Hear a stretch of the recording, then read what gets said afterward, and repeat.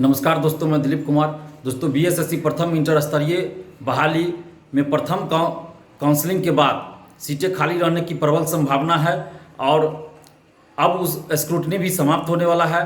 तो ये बात बीएसएससी को ही पता होगा, सही जानकारी होगी कि कितना सीट खाली जा रहा है और क्या हो रहा है। तो बीएसएससी के सचिव और अध्यक्ष महोदय से आग्रह कर रहे हैं, विनती कर रहे हैं, उनसे मांग कर रहे हैं कि अगर एक भी सीट खाली रहती है तो आप काउंसलिंग के लिए सेकेंड लिस्ट जारी कीजिए और उन लोगों का काउंसलिंग करवाइए। इस बहाली में एक भी सीट खाली नहीं जानी चाहिए, क्योंकि ये बहाली 7.5 साल पहले की है और 7.5 सालों में हजारों ऐसे अभ्यर्थी हैं जिनकी उम्र समाप्त हो गई, वो कहीं भी अब सरकारी नौकरी के लिए फॉर्म नहीं भर सकते हैं। और दूसरी तरफ इन 7.5 सालों में इन हजारों अभ्यर्थियों ने काफ़ी दुख तकलीफ को झेला है और ऐसी परिस्थिति में अगर सीट खाली रह जाए और इन लोगों को नौकरी ना मिले, ये लोग बेरोजगार रह जाए, तो ये बहुत बड़ा अन्याय होगा, नाइंसाफ़ी होगी। तो ऐसा नहीं होना चाहिए और एक भी सीट खाली ना रहे। और काउंसलिंग में जो लोग भी ऐसे लोग होंगे जो कहीं जॉब में हो या फिर जो जिन लोगों ने काउंसलिंग करवा लिया है लेकिन वो लोग ज्वाइन नहीं करेंगे, तो ऐसे लोगों से भी अपील है, हम उनसे विनती कर रहे हैं कि अगर आपने काउंसलिंग करवा लिया है लेकिन अब आप ज्वाइन नहीं करना चाहते हैं प्रथम इंटर स्तरीय बहाली में, तो आप प्लीज़ एक काम कीजिए कि आप कम से कम एक लेटर लिखिए, आवेदन दीजिए बीएसएससी के सचिव के नाम से और उसमें आप जिक्र कीजिए कि आपका काउंसलिंग कब हुआ, आपका रोल नंबर क्या है, पूरा डिटेल दीजिए और आप ये चीज़ें उसमें लिख दीजिए कि आप इसमें ज्वाइन नहीं करने जा रहे हैं और उनके जगह पे किसी और को ज्वाइन करा दिया जाए या काउंसलिंग करवा लिया जाए उनका। तो आप इस तरह से एक लेटर लिख दीजिए ताकि एक मानवता दिखे, क्योंकि जब आप ज्वाइन ही नहीं करेंगे तो यहाँ सीट खाली रह जाएगी और अगली वैकेंसी में उसको जोड़ दिया जाएगा।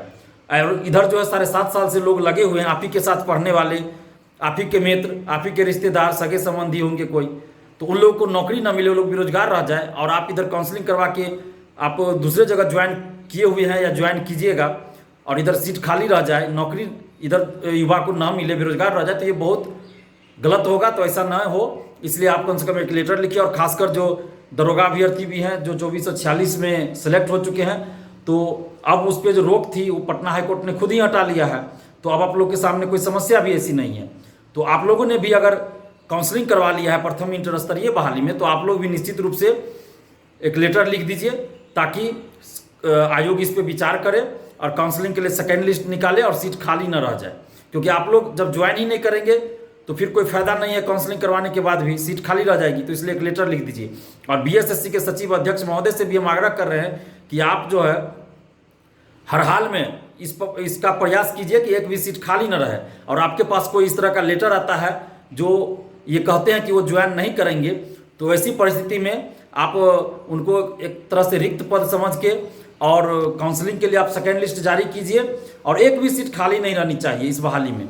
इतना मैं आपसे आग्रह कर रहा हूँ। और दिव्यांगजनों का यानी कि हैंडीकैप्ड जनों का जो समस्या है कि उन लोगों का कहना है कि उनकी कैटेगरी में लगता है रिजल्ट ही नहीं दिया गया, तो आपको अब पता चल गया होगा कि उनके कैटेगरी में रिजल्ट है या नहीं। अगर नहीं है उनके कैटेगरी में रिजल्ट, गलती से भी छूट गया है, तो आप उनके कैटेगरी में रिजल्ट दीजिए और जल्द से जल्द उन लोगों का काउंसलिंग करवाइए और एक भी सीट इसमें खाली न रहे, इस बात का आप पूरा ख्याल रखिए।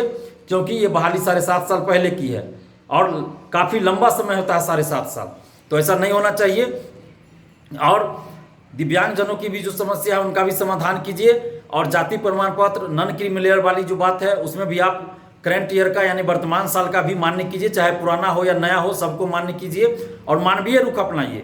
मानवीय रुख अपनाते हुए इस बहाली को आप जल्द पूरा कीजिए। कोरोना का बहाना आप मत बनाइएगा, जैसा कि लगता है, जैसे पहले भी आप बना चुके हैं, तो ऐसा नहीं होना चाहिए। कोरोना का बहाना मत बनाइएगा, क्योंकि अब आपको सिर्फ ऑफिशियल काम करना है, तो आप कोरोना का बहाना मत बनाइएगा और जल्द से जल्द इस बहाली को आप पूरा करने का पूरा प्रयास कीजिए। ईमानदारी से प्रयास कीजिए। मैं यही कहूँगा कि आप ईमानदारी से प्रयास कीजिए कि जितना जल्द हो इस बहाली को पूरा कीजिए और एक भी सीट खाली न रहे, इसका भी आप पूरा प्रयास ईमानदारी से कीजिए। क्योंकि परीक्षार्थी 7.5 सालों से लगे हुए हैं और उनके दुख तकलीफों को आप भी समझ रहे होइएगा, ऐसा नहीं कि आप नहीं समझ रहे होंगे, हर कोई समझ रहा है। तो इसका समाधान होना चाहिए और किसी भी परिस्थिति में एक भी सीट खाली नहीं रहनी चाहिए। और आप तमाम परीक्षार्थियों से भी हम आग्रह कर रहे हैं कि आप लोग भी इसके लिए तैयार रहिए कि अगर काउंसलिंग की तो हो चुकी है, अब स्क्रूटनी भी आज संभवतः समाप्त हो जाए, तो जैसे ही पता चले कि कितना सीट खाली है उसके बाद हम लोग अगर जरूरत पड़ी तो आंदोलन भी करेंगे सेकेंड लिस्ट जारी करवाने के लिए। लेकिन आप लोग एकजुट रहिए और एकजुट होकर आवाज़ उठाते रहिए। तो काउंसलिंग के लिए, सेकेंड लिस्ट के लिए भी हम लोग आंदोलन अगर करना पड़े तो आंदोलन भी करेंगे, लेकिन हम लोग चाहते हैं कि आंदोलन की नौबत न आए और बीएसएससी खुद ही मानवीय रुख अपनाते हुए काउंसलिंग के लिए सेकेंड लिस्ट जारी कर दे। और बिहार सरकार को भी चाहिए कि हर भर्ती आयोग को ये दिशा निर्देश दे कि वेटिंग लिस्ट भी जारी हो, क्योंकि वेटिंग लिस्ट जारी ना होने से हर बहाली में होता है कि कुछ सीट खाली रह जाती है, तो ऐसा नहीं होना चाहिए। वेटिंग लिस्ट भी जारी हो तो बहुत अच्छा रहेगा और सरकार को इस दिशा में कदम उठाना चाहिए। और आप तमाम परीक्षार्थियों से भी हम आग्रह करें कि आप लोग एकजुट रहिए, आपस में गुटबाजी मत कीजिए, आपस में किसी बात को लेकर विवाद बिल्कुल मत कीजिए। और जिस तरह से पहले से एकजुट रहे हैं उसी तरह आगे भी एकजुट रहिए। अगर आप एकजुट नहीं रहेंगे तो आयोग फिर मनमानी करेगी। अभी आपको काउंसलिंग हुआ है, अभी फाइनल रिजल्ट नहीं आया है, अभी ज्वाइनिंग नहीं हुई है और काउंसलिंग के लिए सेकेंड लिस्ट भी निकलवानी है। तो इन सभी बातों को देखते हुए एकजुट रहने की ज़रूरत है, क्योंकि अगर आप एकजुट नहीं रहेंगे तो आयोग मनमानी करेगी, जैसा कि आप लोग पहले भी देख चुके हैं। तो अभी भी ज़रूरत है एकजुट रहिए और एकजुट होकर आवाज़ उठाते रहिए। जहाँ भी गलत हो वहाँ सच्चाई के लिए आवाज़ उठाइए, अन्याय के खिलाफ आवाज़ उठाइए और एकजुट रहिए। धन्यवाद। जय हिंद।